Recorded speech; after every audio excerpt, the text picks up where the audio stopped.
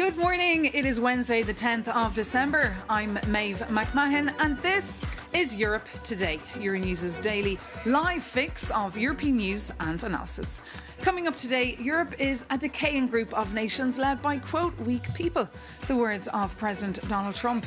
Speaking to the European Parliament, Europe's foreign chief, Kaja Kallas, downplayed the slurs, refusing to get into a, quote, word fight. But the EU Council President, Antonio Costa, asked the US President to show respect. For more on this story, I'm joined here in the studio by Euronews' EU editor, Maria Tadeo. Good morning, Maria. Good morning. Fill us in on this story. And does President Trump not have a point, though? Because EU leaders are weak. They're never working together, but often alone, defending their own interests. Well, look, it is clear that the EU does not have the sort of presidential powers that come with an executive order. That is not how the European Union works. Although I should note, in the past week and the sort of political storm around the EU, diplomats I've spoken with in Brussels say this is not constructive criticism. It's been a pounding from the U.S. administration. And just to give everyone up to speed, in the past 5 days, the U.S. administration, the president and people adjacent to the U.S. government have said the EU is weak politically, correct. They are too attached to green policies. They are risking now civilizational erasure. There is too much illegal immigration. We want Europe to stay Europe. We will cultivate relations with European patriotic parties. And there is a system within the EU that does not promote freedom of speech. Again, for some of the diplomats I spoke with, they say this is not criticism, it's political interference. Nonetheless, President Trump yesterday repeated they do believe in the U.S. that Europe is not going in the right direction for the Europeans. Of course, this is language that has rattled them. Let's take a look. Look, Europe has to be very careful. You're doing a lot. We want to keep Europe Europe. Europe is going in some bad directions. It's very bad for the people. We don't want Europe to change so much. You're going in some very bad direction. Parts of the document the US published are understandable, but some of it is unacceptable for us, from the European point of view. That the Americans want to save democracy in Europe now, I don't see any need for that. If it needed to be saved, we would manage that alone. And that is, of course, the German Chancellor. And Maeve, just to be very clear, in the U.S. national security strategy, they do say that the Europeans are an ally to the U.S. But the question now in the EU is whether America's Trump, do they really want to work with the European institution? And is there even a plan to perhaps weaken the EU from within? I'm not saying there is one, but that is clearly a question that is permeating in Brussels and has come up this week. And it's great to have the ambassador, of course, to debrief.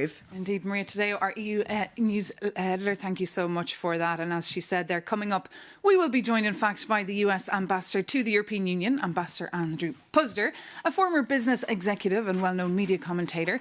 This year, Andrew Puzder was appointed the US ambassador to the European Union. So he is now literally the eyes and the ears of President Trump right here in Brussels. So, Ambassador Puzder, thank you so much for joining us. What a day to have you with us here on Europe Today. There's a lot to digest.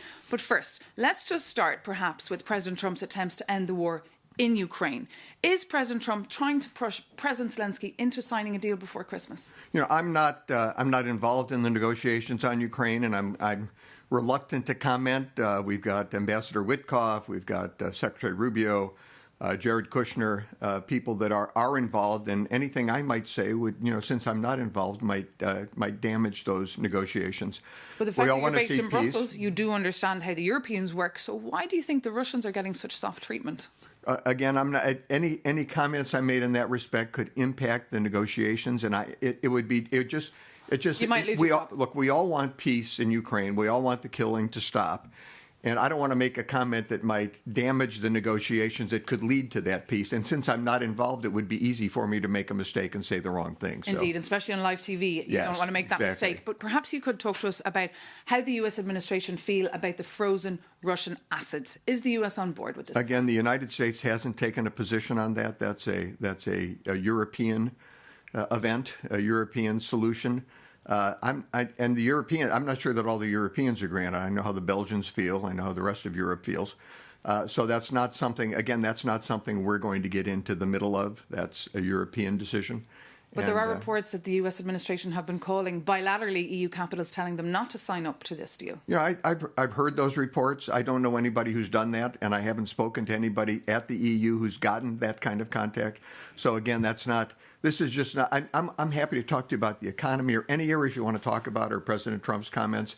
But while there's negotiations going on to end this horrific war in Ukraine, it just would be irresponsible of me to comment because I'm just not involved in those negotiations. You're not involved. But please, I'm sure our listeners would love you to comment on President Trump's plans and the various comments we've heard across the last couple of days on the national security strategy. Is this a campaign, do you think, Ambassador, to dismantle the European Union? Well, you know, it's interesting. The coverage of the national security strategy, when I read it, I thought, this thing's going to be terrible. I went and read it, and it's really not that bad. The section on Europe is titled A Proposal for European Greatness. It's not called We Don't Like Europe, We Want Europe to Go Away. And if you read down a little bit, it says that Europe is, I think I'm going to get the quote right, Europe is strategically and culturally vital to the United States. You read a little further, it says our transatlantic trade relationship, which is the largest trade relationship in the world, is a pillar of the global economy and of American prosperity. So I did not read it at all as an attempt to dissolve the European Union. But does it suggest going back to nation states? Well, I think the thrust of it is that you do have 27 sovereign states. So it's not going back to sovereign states. You have 27 sovereign states. The question is, how much of their sovereignty did they give up to be part of an economic union? Did they give up the sovereignty to determine who comes into or out of their countries? Did they give up the sovereignty on cultural issues that might be different in Eastern Europe than they are in Western Europe? So I think it says Europe's weak and decaying, who's weak? Who is President Trump referring to? Well, if you look at the European Union overall, you'll see the GDP, the nominal GDP, it was ahead of the United States, the European Union, in 2011. So that's 14 years ago. For me, that doesn't seem so long ago. That's recent memory. Today, if you include the United Kingdom, it's about 20% below the IMF is projecting for this year. If you take the United Kingdom out, it's almost a third below. This is a huge drop. And even more impressively, I think for citizens in Europe, for the people of Europe, GDP per capita, in other words, economic growth in a country per person, GDP per capita in Germany, the industrial giant of Europe, is now below that of the state of West Virginia in the 49th worst state. Europeans know that as well. I mean, they don't really need this document to state it, but just this idea of what is Europe? You asked what's the weakness, and then if you look at Spain, Italy, France, the French economy, and you look at the EU overall, and include the UK, I'll include the UK in this too, just for fairness. They're below the state of Mississippi, which is the 50th lowest GDP per capita U.S. state. So when you ask where's the weakness, this is an economic weakness. So it's not pointing at a particular person. And just this idea of Europe staying Europe, what exactly does that mean? Does that mean a white Christian Europe? No, I think it means, and I would say this for the United States too, when people are immigrating into the United States, if you're not going to contribute economically, if you don't want to become a part of the society, if in fact you reject the basic tenets of that society, it's probably people we don't want. Those are the kind of people that come in, and you see an increase in the crime rate. You see a decrease in the kind of cultural values people have. I think there are even European cities where the police now are afraid to go in or don't go into certain sections. They're governed by different legal standards.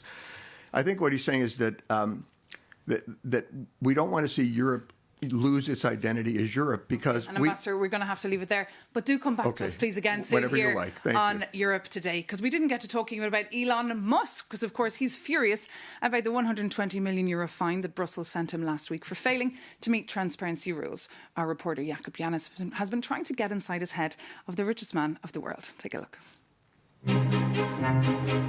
Trying to understand Elon is like trying to assemble IKEA furniture in the dark. Except we have no instructions and the pieces keep changing shape.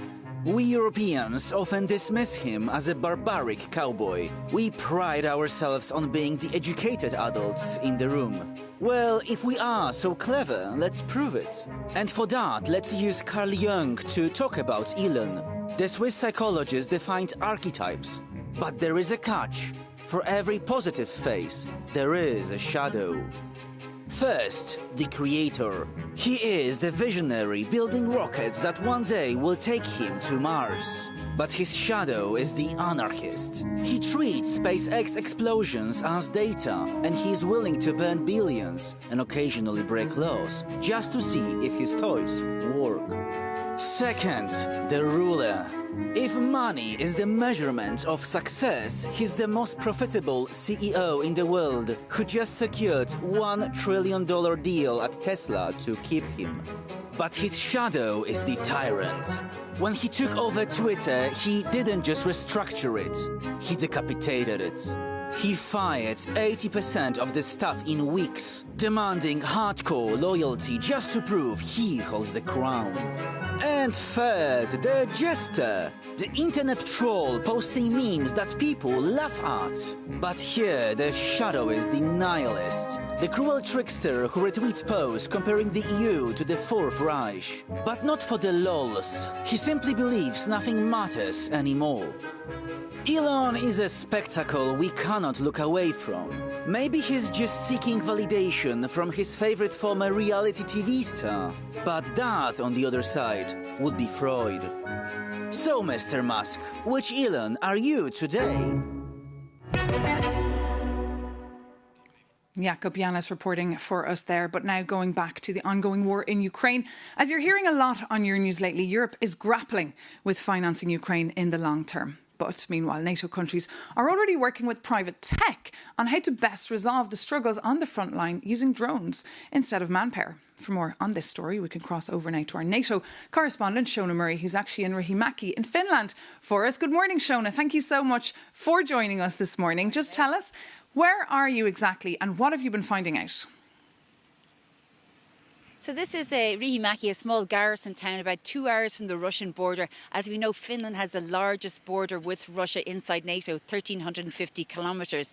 So this town sees itself really as a future innovation hub for the defence industry. As I said, it's a garrison town. I'm standing outside Sacco, which is a rifle manufacturer. It's been here since 1921, but it's very much expanding. I spoke to the mayor here yesterday, who said that giving away a whole street to allow that expansion. So what we saw yesterday was a collaboration between the public and private sector, and of course a demonstration of NATO's eastern flank deterrence line. So as you said there, drones, unmanned ground vehicles which are used to transport wounded soldiers from the battlefield, also to transport ammunition. These are very important on the front line in Ukraine, but also vitally important to protect Europe's eastern flank from a lot of the incursions we've seen over the last few months, whether it's hybrid war or airspace incursions. Maeve? And I believe you spoke to a Ukrainian soldier, Shona, who's just left the front line. How is he doing and what did he say? Yes, what was interesting about yesterday is not just soldiers that were there, Ukrainian soldiers who were in Kherson, but also private sector defence industry, which have also spent the last few weeks in Kherson because they're obviously trying out all of their new drones and their new weapons on the battlefield. So I caught up with Alexander Voitko and I asked him about the situation in terms of development when it comes to innovation and also their counterpart, the Russians. Russians are moving now at many points of front line, but we are killing many of them too. We rely mostly on drones, so-called drones wall. We use all types of drones, small kamikaze FPV drones, bombers, fixed ISR wings, and middle strike wings, kamikaze, all type of drones. Alexander Voitko and, of course, our Shona Murray there reporting for us live from Finland. So thank you so much to her for that. And thank you so much for tuning in to another edition of Europe Today. For more news and analysis, you can check out euronews.com. But thank you so much for watching. Take care and see you very soon here on Euronews.